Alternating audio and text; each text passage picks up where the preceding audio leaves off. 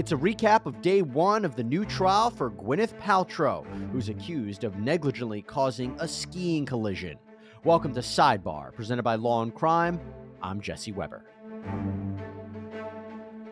Well, our newest celebrity trial has just begun. This concerns entrepreneur and Academy Award-winning actress Gwyneth Paltrow. She's found herself in a civil trial where she is being sued by a retired doctor named Terry Sanderson for an incident between the two on a ski slope at Deer Valley Resort in Utah back in 2016. Now, he claims that back in 2016, he was skiing at Deer Valley Resort, as was Gwyneth Paltrow, and it seems that they were, complete strangers. They didn't know each other, nothing like that, before what ended up happening next. And he says that Paltrow was skiing down Bandana Run, kind of like a beginner level slope. He was downhill. That's very important because, as Sanderson correctly points out in his complaint, downhill skiers have the right of way. Skiers that are uphill, they have to look out for the downhill skiers. They have a greater responsibility. Now, again, that's important because Sanderson claims that Paltrow was distracted. She wasn't looking in front of her, and that is when she allegedly rammed into him and caused serious injuries. So here's Sanderson's attorney, Lawrence Buehler, in the opening statement of the trial, explaining what Sanderson claims happened on the ski slope. Before they ski, one of Miss Paltrow's children says, Mommy, watch us ski. Okay. The children and their two instructors ski to the left.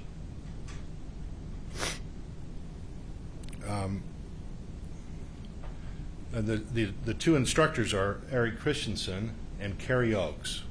Miss Paltrow skis down to the right. She turns her head up to look at her children.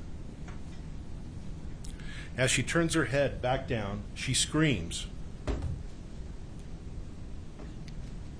Then skis back into the back of Terry Sanderson. She rides us back down. They hit the ground hard, and Miss Paltrow bounces off of Terry. The weight of both of them, their bodies, caused Mr. Sanderson's rib cage and his arm to smash into the ground, breaking 4 of his ribs, 2 of them completely. Sanderson's helmeted head hits the ground, causing a concussion as his brain strikes the inside of his skull. Sanderson is face down in the snow, unconscious. Skiing 35 feet above them, Craig Ramon is the only eyewitness to of the crash. Ramon skis down and stops just next to them. He asks if they are okay. They say nothing. Ramon, again, is the only witness of this crash. Miss Paltrow is slow to get up. Her son's instructor, Eric Christensen, skis over from the left and stops above Sanderson and screams at Sanderson, who is not moving.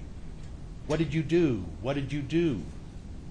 Surprised by the crash and Christensen yelling at Sanderson, Ramon thinks, why is this Deer Valley guy screaming at Sanderson? He didn't cause this collision. So Buehler's saying that Sanderson suffered 4 broken ribs and a concussion after Paltrow crashed into him, and he claims that a man named Craig Ramon is the only direct eyewitness to the crash and was checking to see if everyone was okay. Buehler then says, or goes on to say, that the ski instructor, Eric Christensen, skied over, that he was hostile. He was yelling at Sanderson for claimed he caused the crash, and we're actually supposed to hear from Christensen later on in this trial. And Buehler went on to say that Sanderson has really never been the same after the crash. In fact, Sanderson wasn't present in the courtroom for most of the opening statements because apparently the brain damage from the crash changed him so much. Now, after this crash, before this crash, Terry was a charming, outgoing, gregarious person. He volunteered for many things. He was a retired eye doctor. He had moved from southern Idaho to Salt Lake City about 10 years ago. He was living a full life, traveling the world, doing everything possible to enjoy his life and guard his health. He did not want a brain injury. He did everything possible he could to fix his brain injury. But after the crash, He's no longer charming. The before and after witnesses will show you this. We asked Terry to step out during this part because I didn't want to rub his nose in his own problems. And during other parts of testimony from his daughters and some of the other before and after witnesses, Terry won't be in the courtroom.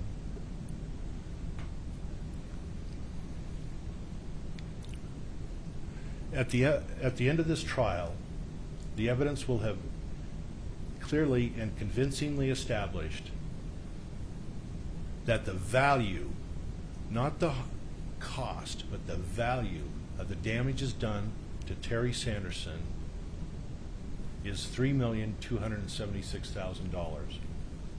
We look forward to showing you all of the evidence. Yeah, that's a little strange because we know that Sanderson was initially seeking over $3 million, but one of his initial claims was dropped by the trial judge. So we were under the impression that he's now suing in only excess of $300,000. We got to get to the bottom of that damages claim. But anyway, for Paltrow's only seeking $1 in damages, but also her attorney's fees. So that can be quite costly. But the $1 is kind of symbolic, right? An argument could be made that she could have settled this. She could have avoided the cost and the time and the pain of a trial, but she didn't. It seems like maybe she brought this trial not only because she doesn't want to pay Sanderson the money, but she just wants to set the record straight. And Paltrow is very confident that Sanderson was the one at fault. In fact, here's Paltrow's attorney, Stephen Owens, in the defense's opening statement explaining Paltrow's version of events. Suddenly, she sees two skis appear between her skis. And a man comes up right behind her. Now, they're not going fast. That's kind of the odd thing here. He comes up almost body to body like this and starts groaning. She doesn't know what's going on. What's going on? Am I being assaulted? She's moving forward, and then she's like, they begin falling to the right,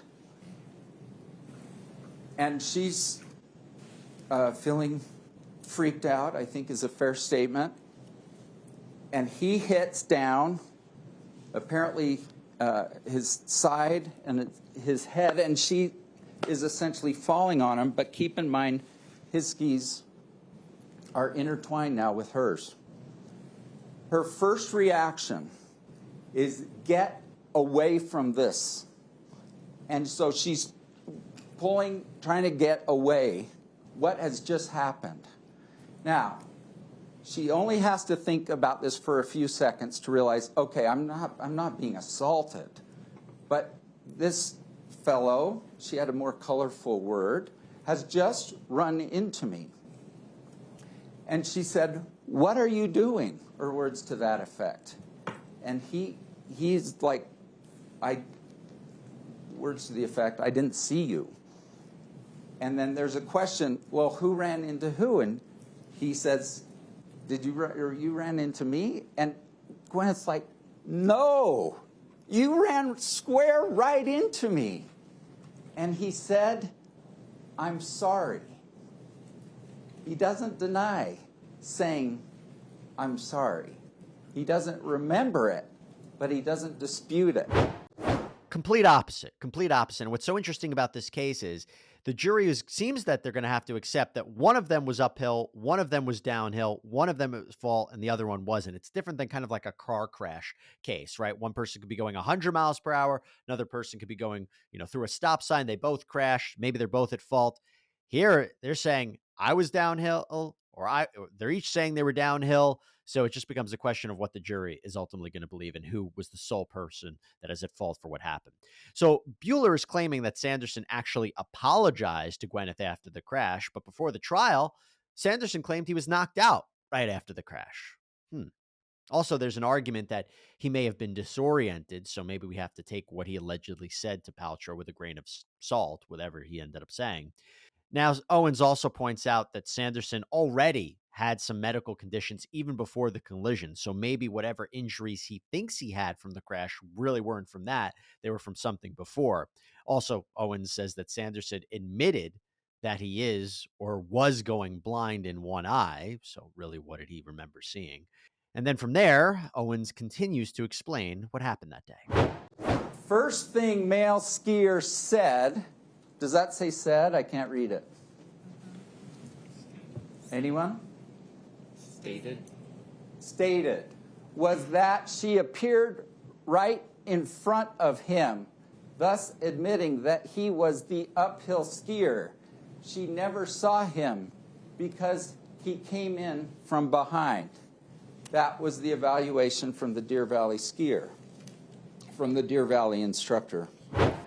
Okay, everyone's okay? Everyone's okay. And Eric Christiansen, the ski instructor, said, a ski patrol person, who's different than the instructor, a ski patrol person came by and said, everyone okay? And he said, Mr. Sanderson and Craig Ramon, who you're going to meet this afternoon, talked to each other and said, we're okay. And they said, we're okay, and the ski patrol left. So Bueller says that Craig Ramon checked to see that everyone was okay and that Christensen yelled at Sanderson. Owens claims that Christensen, as well as a ski patrol person, checked to see if everybody was okay. Ramon responded that they were okay, and the ski patrol moved out. Well, the first witness, maybe to clear all of this up and to take the stand, was none other than Craig Ramon.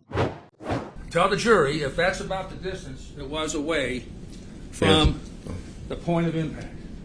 Yes, that's about right.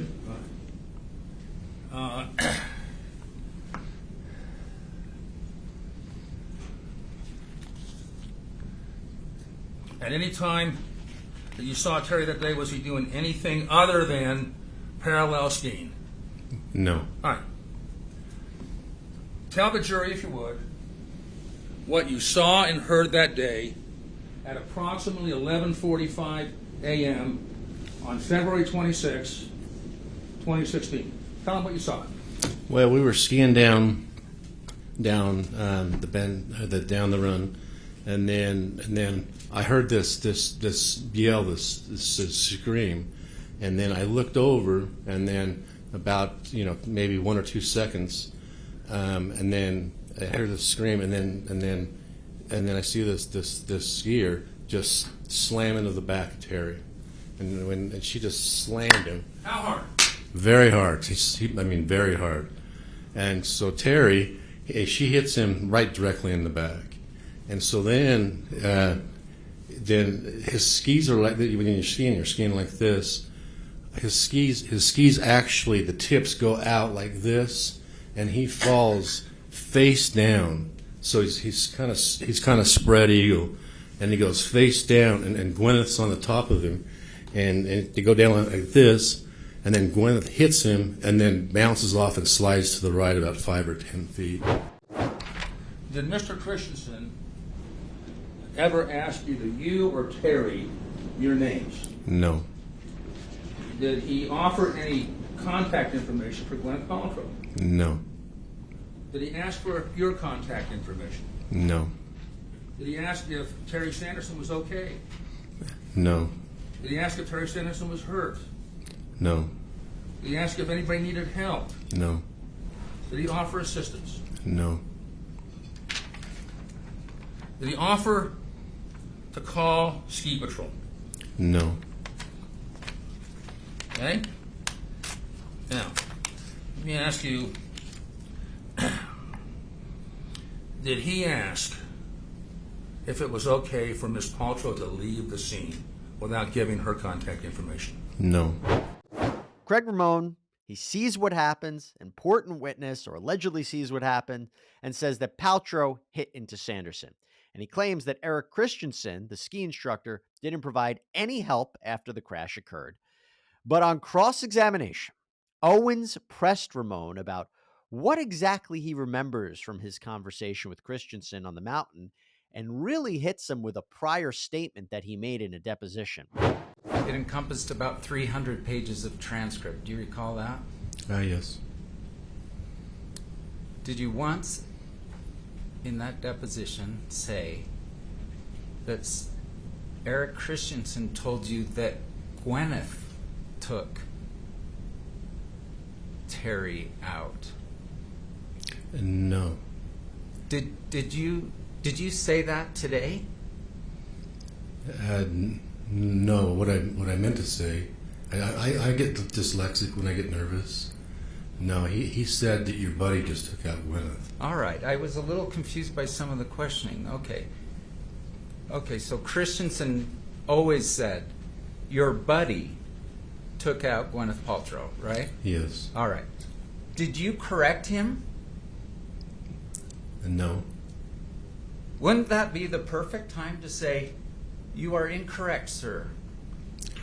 I wasn't. He was yelling, and I didn't want to get into an argument with him.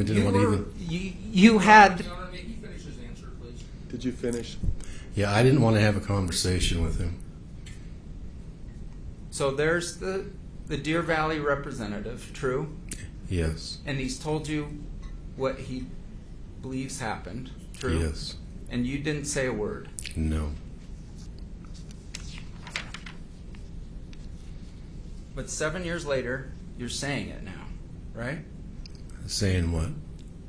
That Gwyneth took out your buddy, not the other way around. No, but he didn't. No, Gwyneth, Terry. What Eric said was your buddy took out Gwyneth. That's what he said. I never said that Terry took out Gwyneth. But you chose not to correct him. No. Not great mixing up that back and forth, and he didn't really disagree with Christensen's statement at the time of the crash. I mean, it's a question of why not say, wait, don't accuse Sanderson of doing this. Paltrow. I saw Paltrow hit into him. He didn't say that. Now, maybe he was in shock, maybe he was nervous, but 7 years later in court, he's saying that Christensen's claims about the incident are false. Definitely very interesting. We're going to hear a lot more about this from Christensen himself when he takes the stand. And I also am anticipating the testimony of the medical experts who are going to have to show, I believe, three things. One, that the injuries were serious enough to support the damages claim. Two, that they were caused by the collision. And three, Sanderson's going to need to show that those injuries were caused from Paltrow hitting into him. The jury will have to accept that the only way they could have been caused is from Paltrow hitting into him. And by the way, speaking of Gwyneth Paltrow, that is what we're all waiting for when she herself takes the stand. And that's all we have for you here on Sidebar, everybody. Thank you so much for joining us. Please subscribe on Apple Podcasts, Spotify, YouTube, wherever you get your podcasts. I'm Jesse Weber. I'll speak to you next time.